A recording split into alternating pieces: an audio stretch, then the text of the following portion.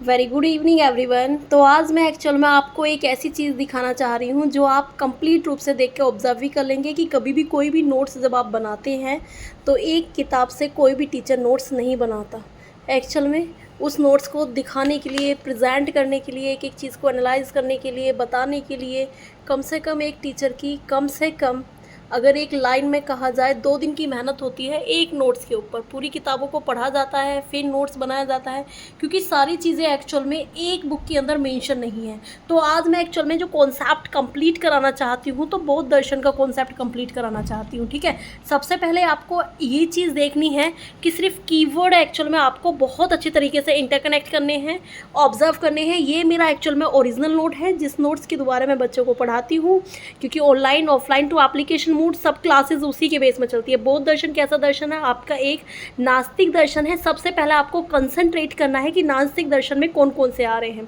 जब हम Indian philosophy के लिए बात करते हैं तो एक्चुअल में हम उसको ना 2 पार्ट में कैटेगराइज करते हैं। पहला होता है हमारा इंडियन फिलॉसफी, दूसरा होता है हमारा वेस्टर्न फिलॉसफी। इंडियन फिलॉसफी को भी हम 2 पार्ट में कैटेगराइज करते हैं, आस्तिक दर्शन, नास्तिक दर्शन। यानी आस्तिक दर्शन हमारे वो दर्शन होते हैं जो वेदों की प्रामाणिकता की बात करते हैं, और नास्तिक दर्शन हमारे वे दर्शन होते हैं जो एक्चुअल में वेदों की प्रामाणिकता की बात नहीं करते हैं। यानी जब वेदों की प्रामाणिकता की बात नहीं की जाएगी तो हमारे एक्चुअल में उसके अंदर कौन कौन से दर्शन आएंगे?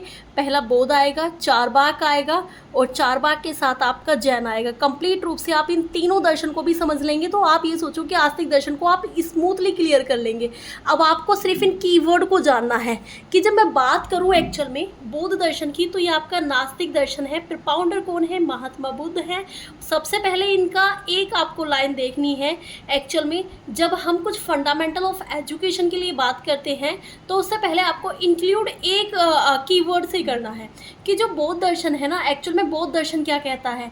ये जो हमें रिवर्थ मिलता है तो कहीं ना कहीं ये हमारे पुनः जन्म का एक कारण होता है। ठीक है, यानी ये हम सब अपने कर्मों के अकॉर्डिंग ही हमें रिवर्थ मिलता है। यानी कहीं ना कहीं हमारे पीछे के जो कर्मा हैं वो ऐसे हैं कि जिसकी वजह से हमें वर्तमान मिला है। फॉर ऑफ एग्जाम्पल, अगर आप कर्मा अच्छे करेंगे तो आपको रिवर्थ नहीं मिलेगा। ये and the cycle of the रिवर्थ suffering and the attend of the freedom की बात करता है। ठीक है, यानी लिबरेशन की बात करता है। Many time I told everyone just concentrate on this keyword. Indian philosophy depends upon the liberation and western philosophy like that of empirical, observation और इथिकल। ठीक है, तो आपको सिर्फ एक कीवर्ड देखना है। तो ये कह रहा है कि ना अल्टीमेट रियलिटी जो आप एक बार मेरे ओरिजिनल नोट्स को देखें और एक बुक की लैंग्वेज देखें, क्योंकि एक्चुअल में जो बुक की लैंग्वेज है ना आप उस चीज़ को डिफाइन ही नहीं कर पाएंगे। ठीक है, अब सबसे बड़ी चीज़ है कि अल्टीमेट गोल जो है इसमें ये बोलता है कि जो निर्वाणा जो मिलता है एक्चुअल में वो हमारा अल्टीमेट गोल है। तो ये आत्मा में विश्वास नहीं करते। गोल जो है एक्चुअल में साइलेंट है। जो हमें रिवर्थ मिलता है एक्चुअल में वो हमें किसकी वजह से मिलता है? कर्मा की वजह से। हमारे कर्मा इसमें ही हमेशा क्या करते हैं? डिफाइन करते हैं। वेरी वेरी इंपॉर्टेंट लाइन कि एक्चुअल में इसमें पिटक कितने हैं? तो त्रिपिटक है, सूत पिटक, विनय पिटक और अभिधाम पिटक। तो आप एक बार मेरे ओरिजिनल नोट्स को देख लो और फिर उसके साथ साथ आप कुछ बुक की भी लैंग्वेज को देखते हुए चलो, ताकि आपकी सारी चीज़ें क्लियर हो जाएंगी। आप दिखाई दे रहा है कि एक्चुअल में इन सारी किताबों के अंदर किस तरीके से डिफाइन किया गया है, और इवन यहाँ डिफाइन करने के साथ साथ एक जो बुक की लैंग्वेज है उसकी मेरी ओरिजिनल नोट्स की जो लैंग्वेज है वो कितनी स्मूथ तरीके से है। तभी मैंने कहा बेटा एक एक कीवर्ड अगर आपको अप्रोच करना है, चीज़ों को देखना है, जानना है, तो सबसे पहले आप चैनल को सब्सक्राइब करें, वहीं से आपको बहुत सारी चीज़ें मिल जाएंगी। जैसे अगर मैं बात करूं बौद्ध शिक्षा में त्रिरत्न यानी सील है, समाधि है, प्रज्ञा है। Don't be confuse in this term. त्रिरत्न होता है बौद्ध में और रतन त्रयी होता है आपका जैन में। तो जो हम फंडामेंटल राइट ऑफ एजुकेशन के लिए बात करते हैं तो एक्चुअल में वहाँ हमारे कितने मार्ग आते हैं? 8 मार्ग, यानी अष्टांगिक मार्ग। ठीक है, यानी सबसे पहले आपको देखना है वहाँ निर्माणा की प्राप्ति होती है। निर्माणा एक मार्ग ऐसा मार्ग होता है जहाँ एक्चुअल में हमें कोई और शेष नहीं बचता है। ठीक है, हमें कोई और शेष नहीं बचता है क्योंकि ये हमें लिबरेशन की मार्ग की तरफ लेके चला जाता है। इसीलिए 4 आर्य सत्य है इसमें, यानी दुख है, दुख के कारण है तो उसका उपचार है, और उसी उपचार में रहते हुए हमें क्या मिलती है? मुक्ति मिलती है। ठीक है, यानी निर्वाणा प्राप्त होता है। यानी आर्य अष्टांगिक मार्ग की हम खोज करते हैं। वो अष्टांगिक मार्ग हमारे कौन से हैं? सम्यक दृष्टि, संकल्प, सम्यक वाक, कर्मा, जीव, सम्यक व्यायाम, सम्यक स्मृति, सम्यक समाधि। सम्यक समाधि एक ऐसी समाधि है जो वहाँ तक पहुँचने के बाद मनुष्य के जीवन में कुछ और शेष नहीं बचता है। Very very important line, okay. फिर वहीं से हमारे क्या चीज़ की प्राप्ति हुई है? 3 ज्ञान के साधन प्राप्ति हुई है, जिसको हम क्या बोलते हैं? त्रिरत्न, यानी सील, समाधि और हमारी प्रज्ञा है, ठीक है। तो आप चाहें तो इस चीज़ को बहुत अच्छी तरीके से कंसंट्रेट कर सकते हैं, लिख सकते हैं इवन, क्योंकि यूजीसी उसी तरीके से डिफाइन करेगा। मैंने एक एक चीज़ को बहुत अच्छी तरीके से कैटेगराइज किया है अपने नोट्स के आधार पर, क्योंकि ऑनलाइन ऑफलाइन और आपका जितने भी मैं बच्चों को एप्लीकेशन मोड में पढ़ाती हूँ तो सारा ये ही नोट्स जाता है, ठीक है। तो आपको सिर्फ एक एक लाइन में कैटेगराइज करना है, ठीक है। तो पूछा जाने लगे कि एक्चुअल में बौद्ध दर्शन जो है कैसा दर्शन है? ये आपका नास्तिक दर्शन है। संस्कार कितने हैं? 2 हैं, पबज्ज संस्कार और आपका उपसंपदा संस्कार।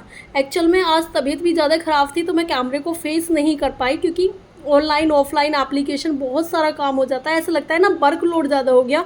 तो मुझे लगा क्यों नहीं मैं आपको अपना एक ओरिजिनल नोट्स दिखा दूँ, कि ताकि आपको भी कंप्लीट रूप से पता चल जाएगा कि अगर हमें पढ़ना है तो किस बेस पर पढ़ना है, नोट्स को कैसे बनाना है, कैसे उसको कैटेगराइज करना है, किस तरीके से हम एक अपने अटैम्प्ट को आगे लेके चलेंगे। वेरी वेरी इंपॉर्टेंट लाइन, यानी इसको हम माध्यम मार्ग कहते हैं। ये कहते हैं कि यह न तो दुनिया के अस्तित्व में और न ही ये गैर अस्तित्व में, यानी ना तो ये चारवाक दोबारा चीज़ों को मानता है और ना ही ये मानता है आपकी, इसको 2 चरणों में इसको डिफाइन किया गया है, शाश्वत और अछेद्रवाद को, ठीक है।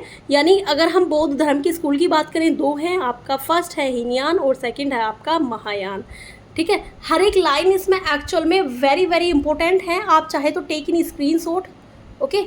अगर आपको लगे किसी टाइम कि आपको कुछ चीज़ें पढ़नी हैं, ऑब्ज़र्व करनी है, चीज़ों को देखना है, तो आप एक बार मुझे स्मूथली तरीके से कमेंट सेशन में कमेंट्स कर सकते हैं कि एक्चुअल में हमें ये चीज़ यहाँ से देखनी है, ठीक है, यहाँ से ये चीज़ एक्चुअल में हमें देखनी है, या फिर हमें एक्चुअल में आप ये सारी चीज़ों को बता दो, समझा दो। ये केवल बुक की लैंग्वेज रही। अब मैं आपको बुक की लैंग्वेज के आधार पर बताऊँ कि आप क्या समझ पा रहे हैं कि इसकी बुक की लैंग्वेज के आधार पर क्या है। बुक में मतलब आप देख रहे हैं ना कि 2 से 3 बुकों को भी अगर हम पढ़ने की कोशिश करेंगे ना, हम तब तक भी उस स्टेम तक नहीं पहुंच पाएंगे या उस लाइन तक नहीं पहुंच पाएंगे जहां एक्चुअल में यूजीसी ने लाके हमें खड़ा कर दिया है, जहां से यूजीसी एक्चुअल में हमसे वंस एंड अगेन क्वेश्चन पूछ रही है। तो फंडामेंटल ऑफ एजुकेशन में कंप्लीट रूप में आपको कंसंट्रेट करना है 8 मार्ग, त्रिरत्न और 4 आर्य सत्य और निर्वाणा की प्राप्ति, ठीक है। और हाँ, सबसे वेरी इंपॉर्टेंट लाइन है आपकी इसके अंदर, जो सोर्स ऑफ नॉलेज है 2 प्रकार की होती है, फर्स्ट प्रत्यक्ष और सेकंड होती है आपकी एक्चुअल में क्या? अनुभव। अब आप मुझे ये बताओ, आप इतने लंबे टाइम से इसको ऑब्जर्व कर रहे हो, नोट्स को देख रहे हो, जैसा भी आपको मेरा ओरिजिनल नोट्स लगा हो या फिर एक किताबी लैंग्वेज लगी हो, क्या पकड़ पा रहे हैं? सिर्फ मेरा एक ही मीन्स था कि ताकि मैं अगर आपको एक किताबी लैंग्वेज के आधार पर ये सारी चीज़ों को दिखाऊं, समझाऊं या बताऊं, तो मुझे सिर्फ इतना जानना है कि जिस तरीके से आप सारी चीज़ों को देखते हैं, समझते हैं, समझने के साथ साथ सारी चीज़ों को ऑब्जर्व करते हैं, कि तो किताब की लैंग्वेज एक बड़ी ही एक हार्ड लैंग्वेज होती है। एक्चुअल में जो नोट्स होता है ना, कि कोई भी टीचर अगर उसको बना रहा है, उसको अगर रिफेयर कर रहा है किसी अदर ऑफ स्टूडेंट को, तो वो ऑल ऑफ मोस्ट बड़ी ही स्मूथ लैंग्वेज के आधार पर आएगी। अब now everything is all clear. तो शॉर्ट नोट्स को आपको ऐसा बनाना है, ठीक है। शॉर्ट नोट्स को आपको ऐसे बनाना है, बहुत अच्छी तरीके से डिफाइन करना है एक एक चीज़ को। जिस भी तरीके से आप नोट्स बनाओ या कुछ भी चीज़ बनाओ, तो मैं सिर्फ इतना चाह रही हूँ कि आपका जो दिसंबर वाला जो एग्ज़ाम है एक्चुअल में, वो बहुत अच्छी तरीके से कंसंट्रेट हो, ओके, बहुत अच्छे तरीके से निकल जाए, ओके। हाँ, ये ऑब्वियसली सी बात है बेटा, एक्चुअल में शिक्षा जो दी जाती है मठ और बिहारों में ही दी जाती है। संस्कार पबज्जा और उपसंपदा संस्कार होते हैं, so don't be confuse it, don't be neglected this point. Actual में जो ये वेदांत दर्शन की अगर मैं बात करूँ, वहाँ होता है आपका उपनयन संस्कार, अदरवाइज यहाँ पर आपका क्या होता है? उपसंपदा संस्कार। ये केवल रही हमारी किसकी लैंग्वेज? एक किताबों की लैंग्वेज। किताब इतनी सारी डिफाइन थी एक्चुअल में, काफ़ी सारी किताब हैं अभी, मतलब किताबें मैंने जो रखी हुई हैं अभी उसी के अंदर, इंस्टीट्यूट के अंदर छूटी हुई किताबें हैं। जितना यहाँ मेरे पास मटेरियल था मैंने सब आपको दिखा दिया, ताकि आप कंप्लीट रूप से एक एक नोट्स को बहुत अच्छी तरीके से डिफाइन कर सकें। अगर आपको पढ़ना हुआ करे कुछ भी, तो आप मुझे कमेंट सेशन में लिख के बता दिया करें कि एक्चुअल में इस टॉपिक के ऊपर ये वीडियो बना दो, शॉर्ट वीडियो बना दो, लॉन्ग वीडियो बना दो।